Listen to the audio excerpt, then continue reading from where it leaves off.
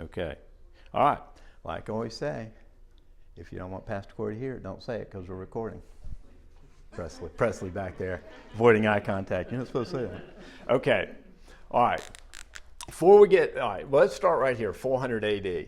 All right. Have you ever heard of the Vulgate translation? Okay. What you always have to understand is when the Vulgate was the first translation of the writings of Hebrew and Greek. So, but prior to this, if the Old Testament was written in Hebrew, okay, and the New Testament was written in Greek. Those are its original languages, okay? What happened was in 400 AD, the Pope commissioned a saint, if you want to go with those type guys, and I believe his name was Saint Jerome, and he commissioned him to translate the Hebrew and Greek. You got to imagine how intelligent these guys were, okay? I mean, you're like, man. So what he did, he translated into Vulgate into Latin in 400 AD because that was the language of the time. And the Vulgate in Latin would remain the official Bible of the Church of England till 1979. Okay?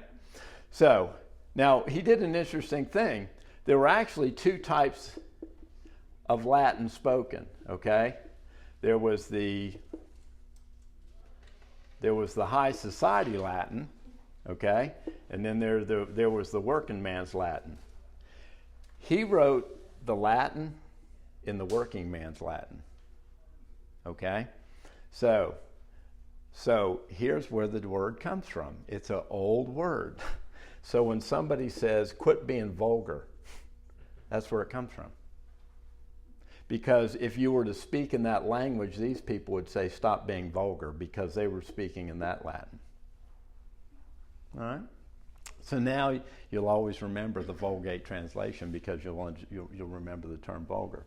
So when somebody says that's not what the original Latin said, what they're instantly saying, and they don't know what they're saying, is that they're saying that's not what a translation of the original Hebrew and Greek said. Okay, well, I'd rather know what this one said, right? And I'd rather know what this one said. So when Paul is writing his letters, he's writing in Greek. When Moses is writing the Pentateuch, he's writing in Hebrew. All right? Okay. That cleared up a lot for me. When I first learned that, I said, oh, I got it now. So anytime I hear this, I'm like, okay, well, you're going with a second-hand translation. That'd be like saying, well, that's not what the original English said, Randy. And you'd be like, what do I care about what the original English said? I'd rather know what they said, okay? So generally, that's a signal that you're speaking to somebody that doesn't know what they're talking about.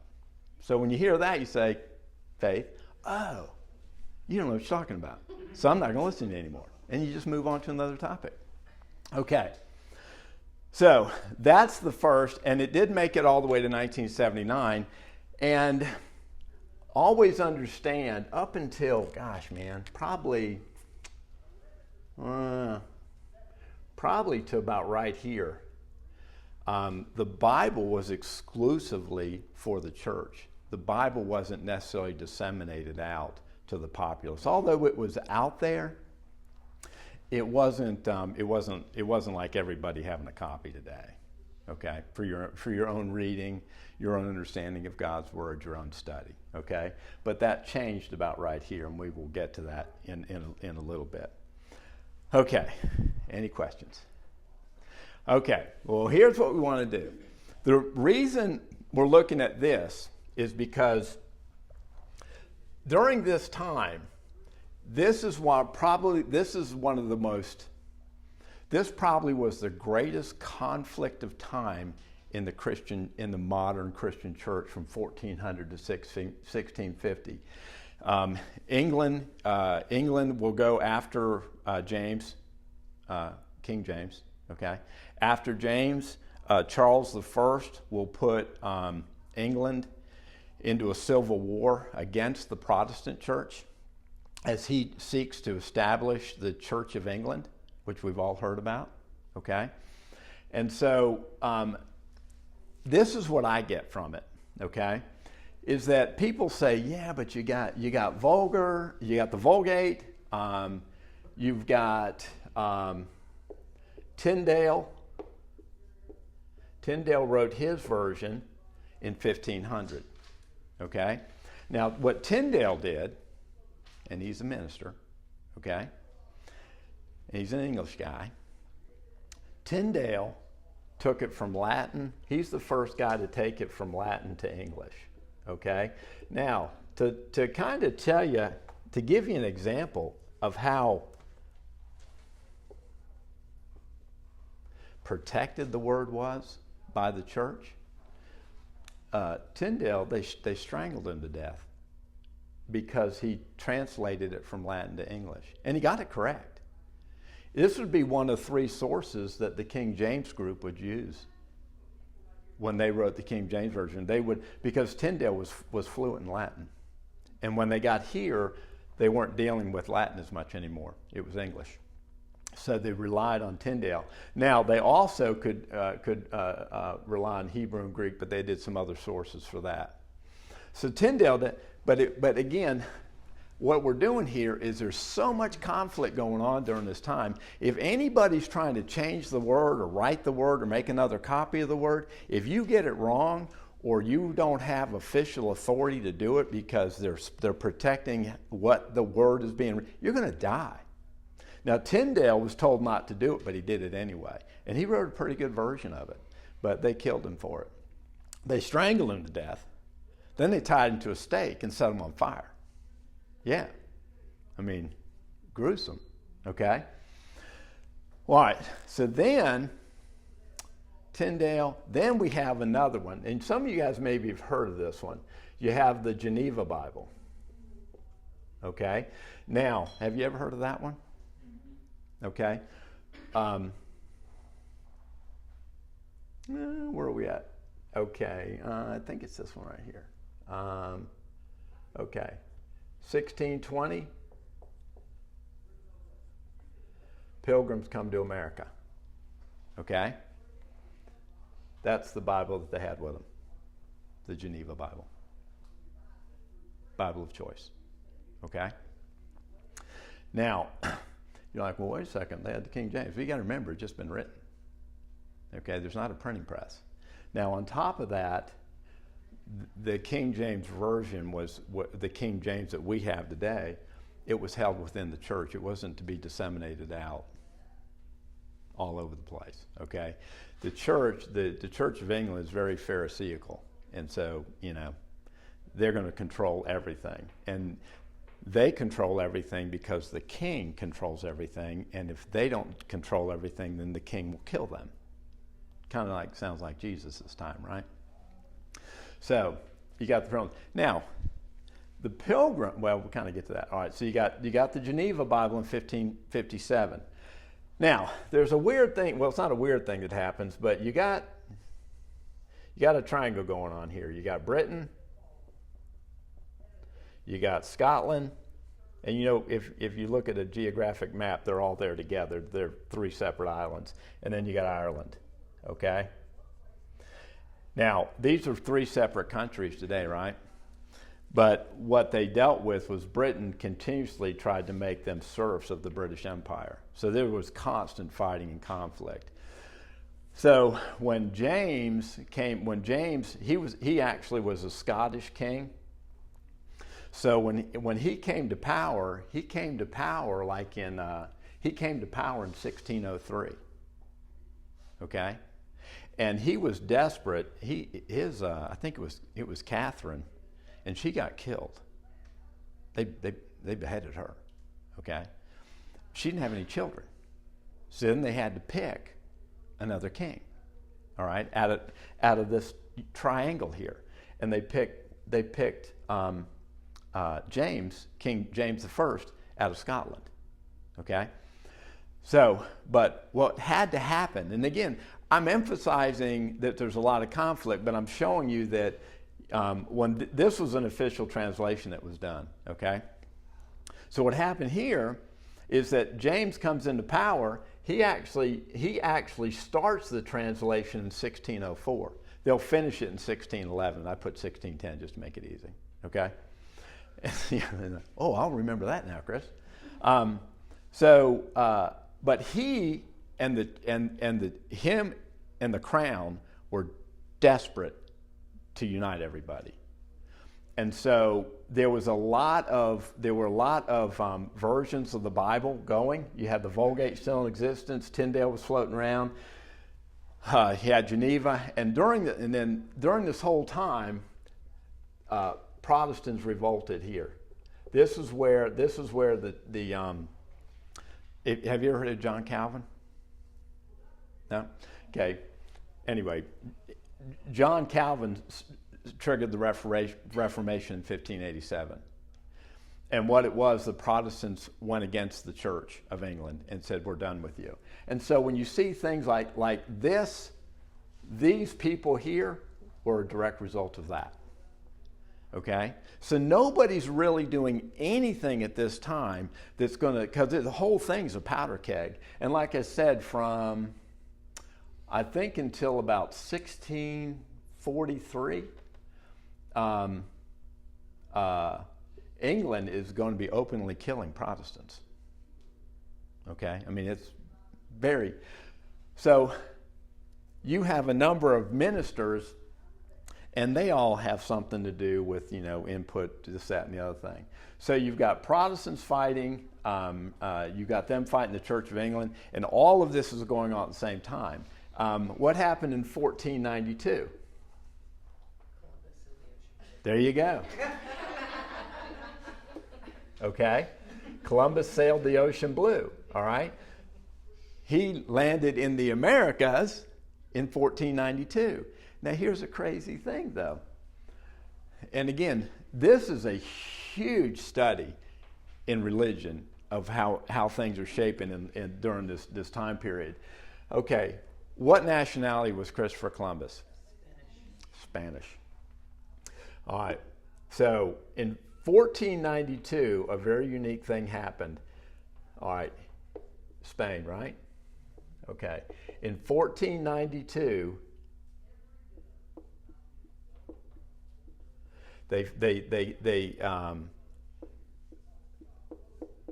in 1492, the Christians, Spain, they drove the last Islamic sultan out of Spain in 1492. Prior to this time, they wouldn't ban Islam in Spain until 1609. Okay? Again, it was a religious conflict. Okay? So what happened was you got two royalties for Spain. You got Isabel and you got Ferdinand. Okay? Columbus is part of the court. Columbus goes to Isabel and says, to the glory of God, now that we have defeated Islam and we've got this, and we need money, okay, because this has been very depleting to Spain's been a very expensive time for them, but also to the expansion of the Christian faith. He said, give me a charter to go out, because I'm pretty sure I've got an idea how to open up a sea route to China. Okay? Now, the reason he did that, okay. Now, we've played this game in the pool a lot. Okay? Now, that's actually a dude. Okay? He was the greatest explorer of all time. Every Spanish kid, well, any European kid that wanted to explore, wanted to be Marco Polo, because Marco Polo made it to China. But in his writings, he said that the Chinese were on the verge of accepting the Christian faith. That motivated Columbus. So Columbus sold the idea to Isabel, saying, I think I can rediscover this. And Marco Polo also listed a number of things of wealth that the Chinese possessed that you could just see laying around. Dyes, spices, gold, things such as that. So during this time, so she approved it. And of course, he didn't know that North and South America was going to be in his way. Okay? That was one little snafu in his plan, right? So, but again, it's all based on a devotion to the Christian faith, and all of this is going on during this time period. And during this time, they're working through all of these. I won't say all of these translations of the Bible, but everybody's having to work through this and understand. And so you really boil down to having two groups that are battling over this word. Well, I really should say England, okay? And this group, like these people, what was their nickname? Separatists. They wanted nothing to do with the world, nothing. Did they go? Why did they decide to go to the New World? Okay. Any other reasons? Where did they come from? Where? England. Okay. Little known fact.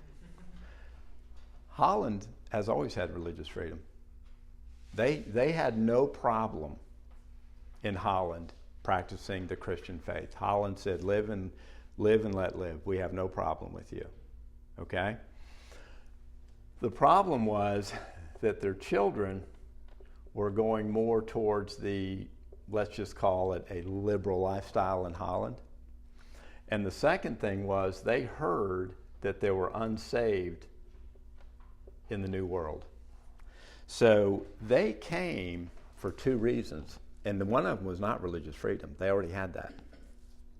They came for the preservation of their children, for their future generations, right? And to spread the gospel to the unsaved.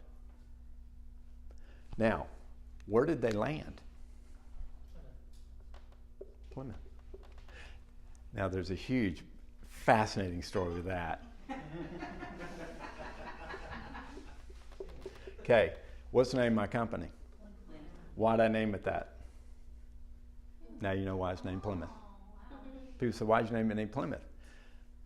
I said, sit down. We got a minute. We got to talk. I said, yeah. And I got to go over about 250 years. Picture that and say, now study this. Study this. Give me a call back. Okay, so predominantly you have these two groups that are. This is an emerging group because this is a very heavy feudal system. Okay, and when you think of feudal systems, you're thinking of kings and queens. Let's go back to Jesus' time. Okay, was Rome a feudal system? Yeah, you had an emperor. Okay, so it's been going on. It starts in 1400, and some people say, well, they tamp down the word government in the word and things like that, and maybe not, very little. But what I always hold to is enough of that word got through that people understood it, that they rebelled. And they died by the thousands at the hands of this. But they weren't going to change because they've got the honest word of God into their hands, and they knew what it said. Okay? So you really have, so even though all of these things are happening, these two are slugging it out. England is not going to go off the track because they know if they want to really create a powder keg, they already lost. We know they lost against the Protestant church, okay? They were able to hold on till about, like I said, 1643, 1645. They will hold on about that long, but after that, they had to let it go. They just couldn't keep control anymore. So if they wanted to really throw a powder keg, try and change the word on these people. They've already proven they'll die. They'll go on the offensive if you try and give them a false word. So when people say, yeah, but it's not the correct translation, if you're back here before here, you can be pretty dependent upon that translation. The NIV was done in 1978, and it was done for the purposes of understanding the word a little better, okay? It does have some problems, you know? But if I were on a desert island, and the only Bible that survived with me on that desert island was the NIV, I would read it with no problem. Okay? I like to study the word back here. What do we call the King James? It's a linguistic salad. That's exactly what I'm saying. Okay. All right. Any questions on any of that? I have a question.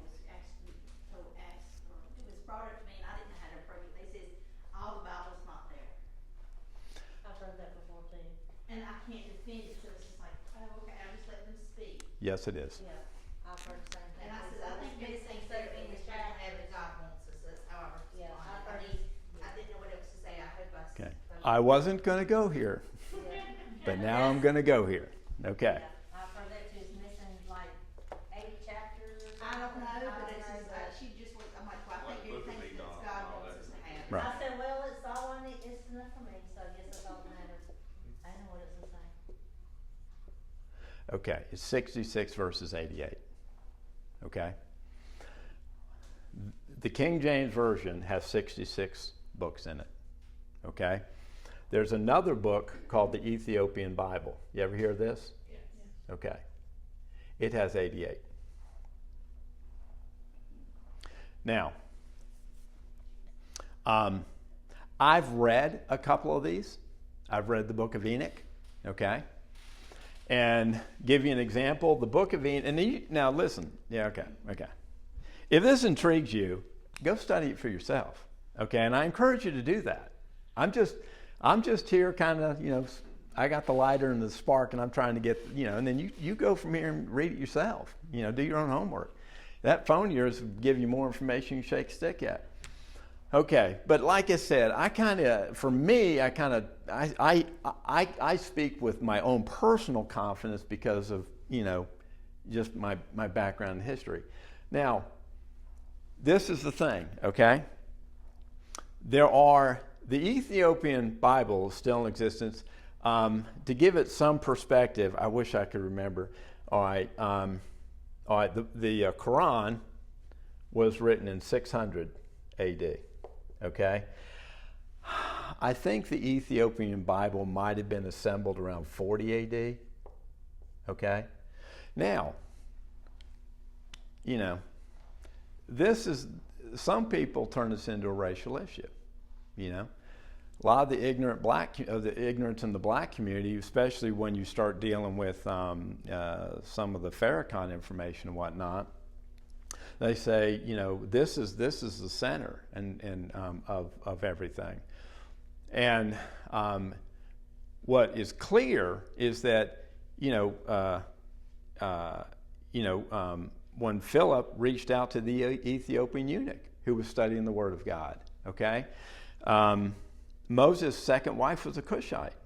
Well, the land of Cush was below Egypt. So he more than likely married a black woman. So when we try and break the word down and by racial, or anybody opens their mouth and starts talking about racial lines and stuff, I quit listening to them. Because the word clearly is multicultural across the board, okay? So what you got here is all right, this is why this is just nonsense. I mean, if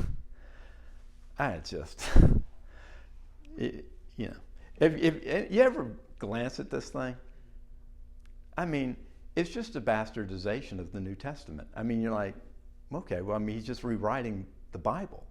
I mean, have an original thought, dude, Anyway. So, all right. So some of the books like that are in this are like the Book of Enoch. Now, you've got, I think it's called Maccabees. I think the Book of Enoch has like 2 to 3 books. I know it has 2. Maccabees might be a multi-book situation, okay? And there's not much reason, if you were to look at these extra 22 books, there's not much reason to leave them out. But there's not a lot of reason to include them because there's no contradiction between them. Like when I read the first book of Enoch, quick read, 62 chapters, kind of moving along. It's what Enoch does. About halfway, I was reading along, and, I wasn't really studying it. I was just reading it. You do that sometimes, right? You're just like, I'm just going to read it. So I was just reading along, and it's a very, it heavily emphasizes what this book already talks about. It talks about ancient times. It talks about giants. It talks about angels. And what the book of Enoch does is highly accentuates what this is already saying. It's not adding anything to it. It's just elaborating on it, okay? So I never saw any reason, if somebody said, let's leave that out, I was like, well, okay. But there's here's how much it elaborates, okay? I'm reading along, and I get to like chapter 27. You remember, it's like 61, 62 chapter, I can't remember. And the 27th chapter, okay? And in the 27th chapter, he starts talking about Noah. I said, my God, what have we been reading about back here? I would have been reading for 2.5 hours. I was like, so that told me that this is a tremendous elaboration, which it is. And I didn't find anything. Now, here's how it elaborates. It talks about giants. And Enoch says that the people were 3,000 cubits tall. Okay? And so I look it up. I said, well, how tall is 3,000 cubits? 14 feet, 16 feet? It was like 227 feet tall. You know? Now, where did Enoch get a little bit of validity? What was discovered in 1912? The Dead Sea Scrolls. Dead Sea Scrolls. And what was in that cave? Book of Enoch was and some of the others. Okay, were in there. But what we should realize, first off, there's no New Testament in there. The number of writings they discovered was in the thousands because the area was maintained by the Essenes, which were the historical record keepers of the time. It was discovered in 1910, 1908, and it's fascinating because we can also do a study. They talk about the, who did they say was the first written language?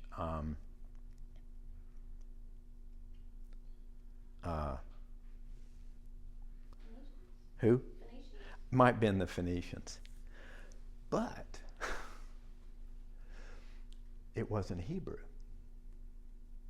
And in 1912, a husband-wife archaeological team found a strip of I believe it was metal.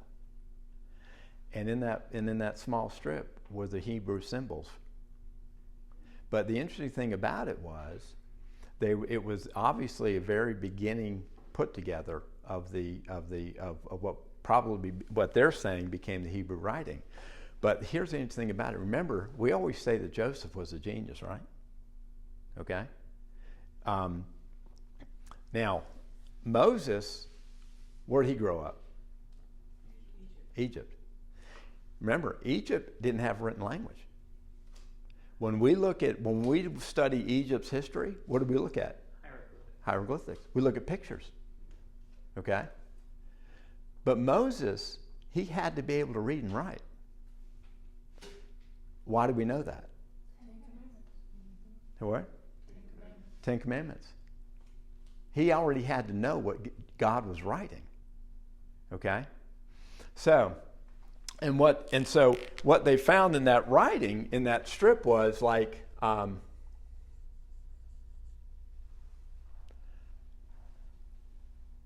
that was a W. But if it's tied to Egyptian writing and style, okay, it's a W, but this in Egyptian hieroglyphics is water. But it was held by itself as a W in the writing.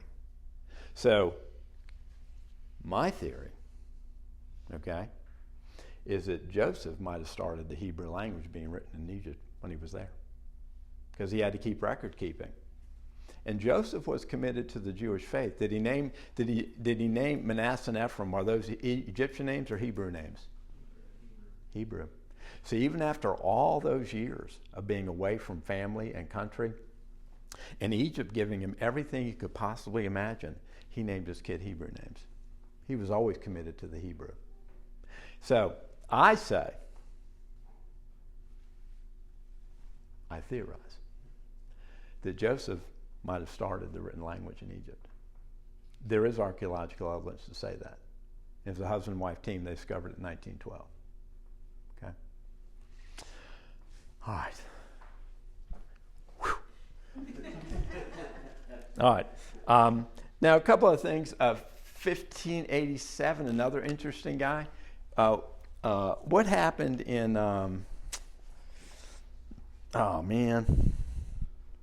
Roanoke, Virginia. What happened in Roanoke, Virginia in 1587? Lost colony.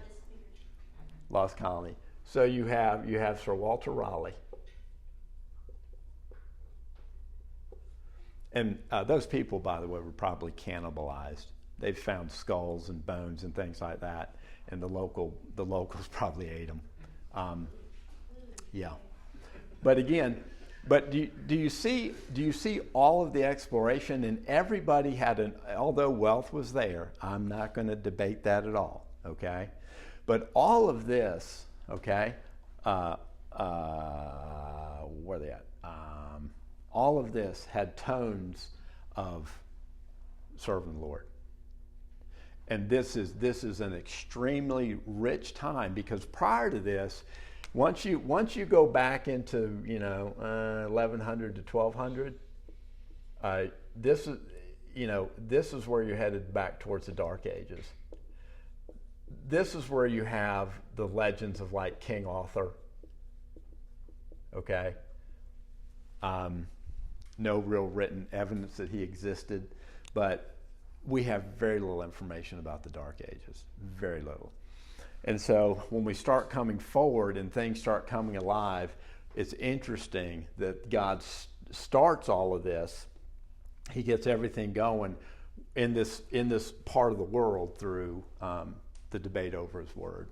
And we don't have to worry about it. Now, the Ethiopian Bible, what they call the original, is in a monastery in Ethiopia. And there is a series of monks that guard it. Kelly pointed this out to me. There's copies of it. You can go to Amazon and Jeff will send you a copy of the Ethiopian Bible, if you want to take a look at it. I'm not scared of it. Okay. Some of the books are just pure nonsensical, okay? And you're like, well, I don't know why that would be there. Some are time period pieces, okay? Did Enoch exist? What's so special about Enoch? Because of why? He rose up, just like Elijah. But he did it before Elijah did it. He was one of two that did not experience a death. When I hear that, I'm kind of like, I think you should have made the Bible, Kevin. I'm kind of like, Very important. I was like, I think, and he's at the beginning, man. I mean, he's in that Adam to Noah line. I mean, he's pre-Noah. So you're sitting there going, maybe, we'll throw you. So he would have seen some crazy stuff. I mean, Randy is there fishing, right? And if Randy said, you're not going to believe what I caught back on, that fish was like 45 feet long. And Becca's going to say, no, it's not. That's just stupid, Randy. Okay? Now, if he said it was like 1.5 feet, 2 feet, she'd go, all right, maybe. You know? But here's Enoch, who's got some credibility. He went to heaven. He didn't die. And he's telling you, hey, there's some dudes walking around here that are over 200 feet tall. Now, that book tells us that giants existed. Never gave us their size. Somebody say something? True. Now, here's my personal opinion.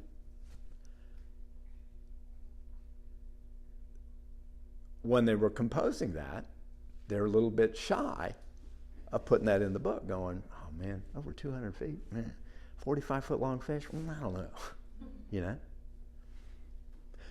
Do I think it was compromised in any way? I don't think so.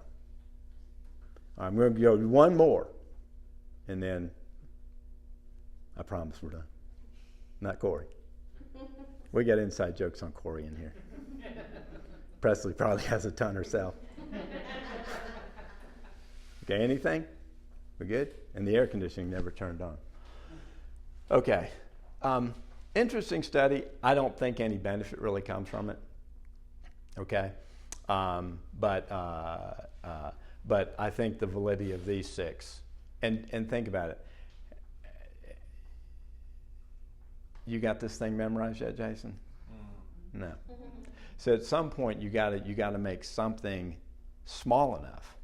It's like, you know, when we were kids, people would sell the before we had phones and everything. Me and Kelly were kids.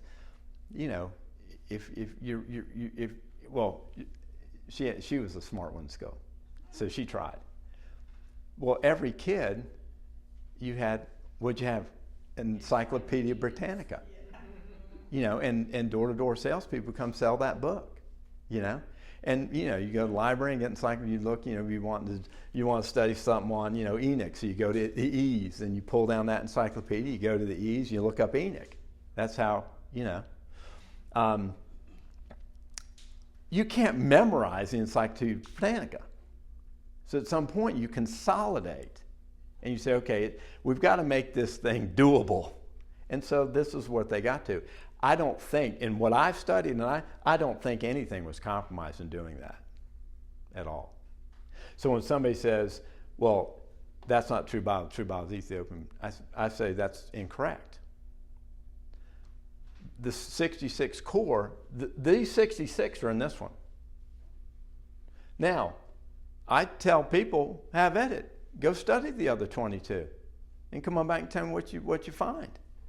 And then make sure you compare it to the original 66 that I studied. Well, I mean, like I said, this is 60 chapters, and I think there's 3 books of it. Maccabees is also multiple books. You know, so you're sitting there, okay? All right, I said there's going to be one more. Now I got to remember what it was. What was it? Oh, yeah, I got it, okay. All right, here's a thing. And all right, do you understand translations? Do you understand how you can talk to somebody and say, because it's not a defense to beat them in the ground with this knowledge.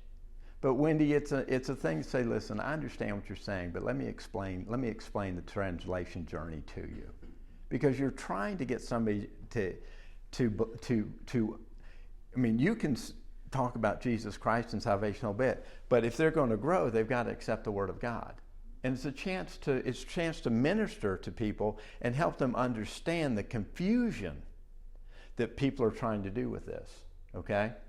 So when somebody says, the Bible is not patriarchal, it's gender neutral. And I say, that is the stupidest thing I've ever heard. Going back from the very beginning, it was very well documented. Okay, from the very beginning. Okay, I'm going to do this one with you. Last thing, all right? Whew, man, we passed over a lot of stuff. All right, I got to get some room here. What's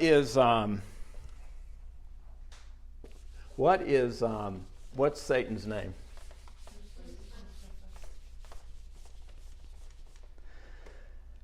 Whew. All right. Satan's name is Lucifer. Now, I'm only doing this for an exercise, okay? Because this book is right. It's been translated correctly. It's written correctly. You have no concern with this book. You can put all of your faith in what is in this book, okay? All right. Go to Isaiah 14:12. Man, we got some scripture in tonight. Chris is good.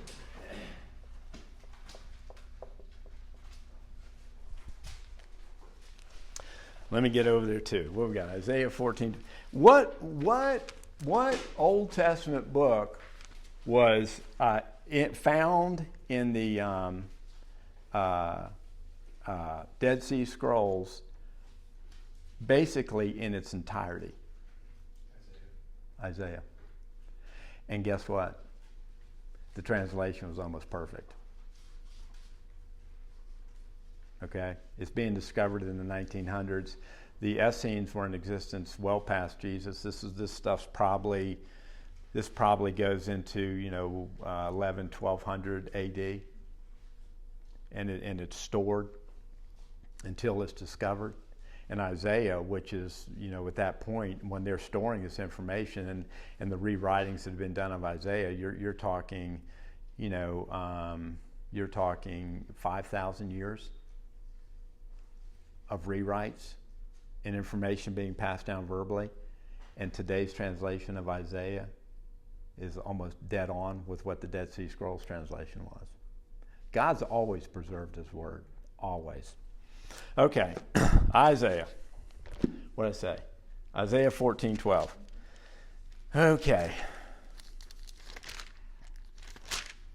I'm going to tell you why I'm doing this, okay? Because sometimes, you hear something, you're like, well, that doesn't make sense. And you just got to go back and look. It's always right. And you always operate off the assumption, well, I know the Word of God's right, so I have to go back and find the answer and see what we're talking about here. So Isaiah 14:12.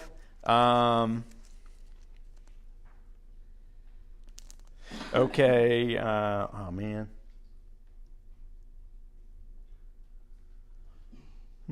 Hold on.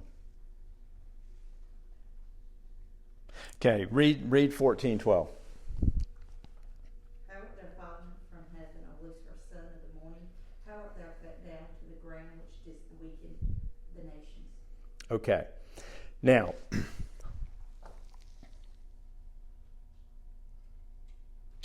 in the original Latin, you have the word Lucifer. Okay?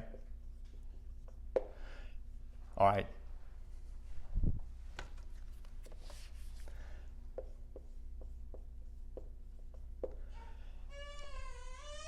Little L or big L? Little. So that tells you it's not a person, place, or thing, right? It's not a noun. Okay? All right. In Latin, Lucifer means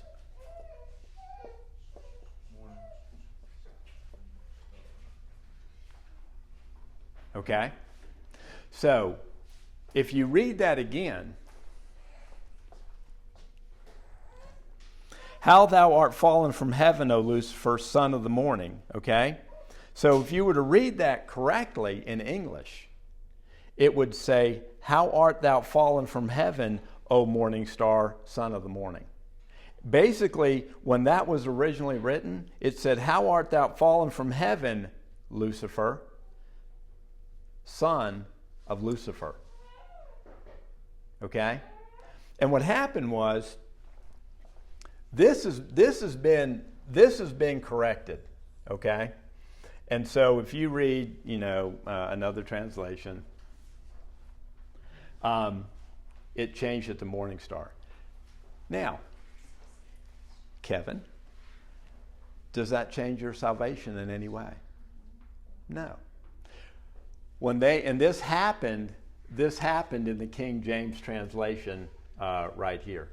For some reason, because morning star is actually used, I think, 4 or 5 times in the Old Testament. Okay? for Latin. But what happens is 4 or 5 times it says Lucifer, which is, now, it is referring to Satan, which I've always kind of weird because it's like morning star. I wouldn't call Satan morning star, but that was the term given to Satan. And for whatever the reason, this is the only one that the King James did not change it to morning star. They left it Lucifer, which is just Latin for the same word. So they never changed the word. They just didn't translate it. And so they maybe were trying to give him a name, because in the passage, is it a small L or a big L? Big L. So they were trying to give him a name. Yeah. Yeah, he was a fallen star, you are correct. So they were trying to give him a name. Now, the only reason I bring something like this up, there's not a lot of them. There's very few of them, okay? But don't let some moron say something like this and it throws you off your game. You have to just say, okay, I hear you. I'm going to go do my research, okay? The word is always correct. It might have a weird anomaly somewhere. You have to remember, the Vulgate was done in 400 AD, okay? It's 2024, okay?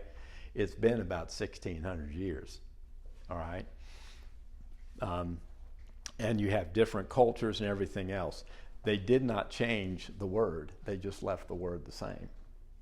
That's not a game changer for me. Is it for you, Caroline? No. And people, you'll get a demon possessed atheist on you and say, well, his name's not Lucifer, and you'll be like, what are you talking about? Because, Randy, they found out one little fact, and then they go running around saying, say the Bible's not legit. See, the Bible's not legit. The Bible's always legit. Okay. You may not know the right answer to tell that person right away, but when you go research and look for it, you'll see that the word's always right. And you can take a lot of confidence in the translation and the work that has happened, because from 1400 to 1650, if anybody stepped out of line and remember, it was already a powder keg. And if you wanted to really throw a match into that gasoline, try and change the Bible in some kind of way. It wasn't going to happen. Okay? See? Not complicated as we thought, was it? 90% of the time, you're not going to change your mind no matter you sit there and argue with them. Oh, no. It don't matter what you come back with, what they come back with. You might as well just leave it alone and just go on. Yep, most times. But this is why you can always take confidence and say when you read it, say, I know what I'm reading. You know, and somebody will say, I know what I'm reading. Okay? All right. You guys have a great week.